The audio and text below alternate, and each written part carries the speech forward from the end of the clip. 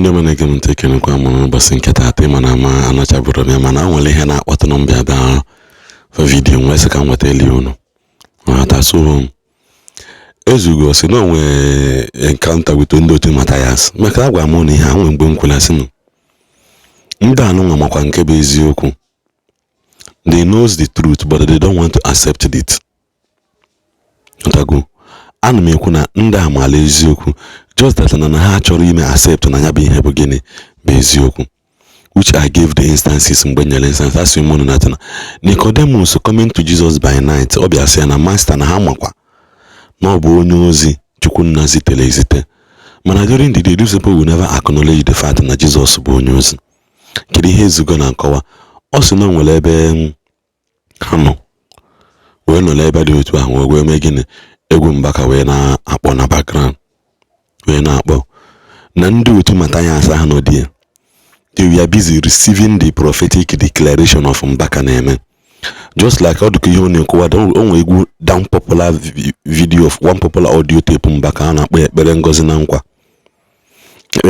nkwa ahụ enwere ebe ị na-akpọrọ ya that you will not shake your head. Ọ dịka ya maka this guy nọ n'eti mgbe ekowe ya ezugosi na ife ọkpa onye ji ewechala egwu a na ọ na-ewechala egwu a ka I see that his life depends on it. Natago na ka ozi ewechala egwu a na ọ na-ewechala ya ka his life depends solely on that music. Ọ wee bụrụ nke gịnị wee bụrụ ụka wee bụrụ gịnị bụrụ eziokwu. So unu ka na-esolve Mathias feeling unu amara nke bụ unu because na the way is a form movement Mathias you don't know by now they should have occupied the whole of Nigeria. Mbosa keme kwa 2 years anniversary nke ndị Lagos branch amara m na helukwa 15 me ikpọkọ ha ọnụ ndị lead band Ejike Mbaka na-akọ ogene ka ndị abụ Igbo. Then what then are they saying? So which means na ha ka nkụ na social media kalezia real life story. Ha ma anya na ele mana nke alalo. Yotago. So no matter your buna isi ekwu ya Jesus gịnị keeps winning. So nene ni ihe zugukwu unu ghọta ibe okwu m na-aga n'ụbọchị nke taata ka ọ dịkwa na mgbe ọzọ ndị bye. Ọ na-enweta this video metụ maka na share button. O nwere encounter nwere with one of the followers Mathias today. Ewadal. I know somewhere.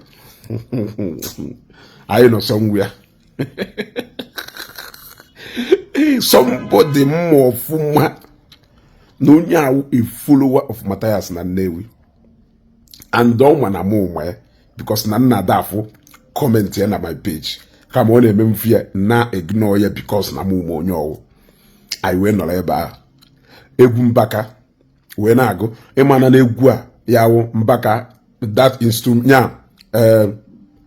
instrumentals na-akụ na the background Mbaka na-enyezi declaration ọ ga-adịrị anyị na mma, it shall be well with us, make a prophetic declaration that it shall be well with you and your family. If I will name ifuri ọkpụ oji ebe ọ dọ na ana narị awụchara nyawo egwu na ana declaration niile ahụ Mbaka na-eme ọ na-ekwe n'isi na-ekwu amen, ọ na-ekwe n'isi na-ekwu amen.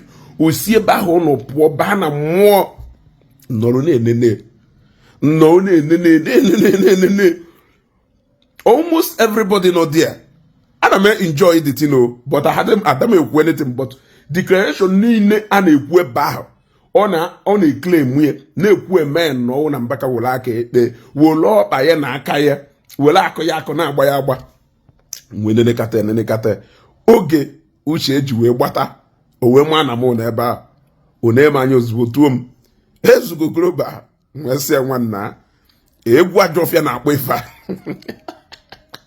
nwesị egwu ajọfịa na-akpọ ife ka egwu Mathias ndị ụka chegharịa na mpụ na ụga adụnụnụ na ahụ erija ndị ụka chegharịa na mpụ na ụga adụnụ na ahụ erika nwesị ọnya wife a na-akụ ife a ịghọtana because na ọdụ nke isi ga ebe a ịnọ pụọ baa na mmụọ ọmụwa amụ wee bịakwa to another conclusion that na a lot of nda mụ ifefa na-eme imefe njisi na a lot of them mụ ifefa na-eme Can go even just on a lot of them if I name.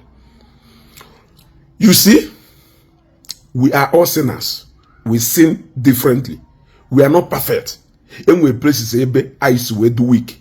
But the greatest worry should be when you start getting comfortable with that weakness. When you start getting comfortable with that sin in our commit. Only a lot of people need zuri today. How man really han is wadroma. How man if joa hane madroma. But they are still battling with the power to defeat that anuaho. You see? And that is where the conscience comes into play. So now, but you see some of these our people and youth, ndana G emotion where they follow Mathias. When they cholo can accept what message Mathias so that they can put their conscience permanently at pause and at rest. So that they won't have any need or reason to regret anything. They won't even have anything that will be pricking or battering their conscience. So they will now be made to accept that preaching of Mathias, that now heaven is not real, that Christianity is a scam, that Jesus Christ is not real, that the Bible is just a storybook, so that they can be able to buy that message that haunts their conscience. You see, it is a very wrong thing. That is a man or a guy, now the family do deep-rooted nife basalu chuku. But ojoso maloma na no just to run away from that thing where he can appeal to his conscience. And that is why Ojuwe my deba hono neso mata. But the moment ono in position where he will be himself, if on that spirit possess warrior. So when I saw that, I laughed. I laughed. Moi say this might be the story of so many of these people.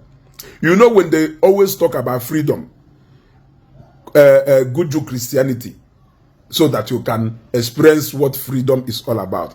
Ask them what freedom they are talking about. The freedom they are talking about is the freedom of conscience and soul, so they can be able to do whatever thing they want to do without anything haunting their conscience, without anything appealing to their conscience, so that they can do whatever thing they want to do, believing that nothing will happen. The fear of heaven and hell, the fear of going to hell, and the fear of losing heaven, and the fear of Christ, with the willy dona ukwanso mero fodo doha ka ha no na bondage na hana commit sin hana commit. But I can tell you, Bible is there to guide you, to show you what is wrong and what is right. And if you are doing what is wrong, you know it is wrong. If you are doing what is right, you know it is right. If you are doing what is wrong and you have thrown away your conscience, your name is sorry. But if you are doing what is wrong and you know that what you are doing is wrong, and you are battling to see how you can defeat that flesh so that you can stop it far, I can tell you that your salvation is not far. Even if it is not about heaven, let it be about working towards perfection. Share this video. I just thought I should share the experience. It is real. Don't think that it is just, it happened. It happened. Share this video.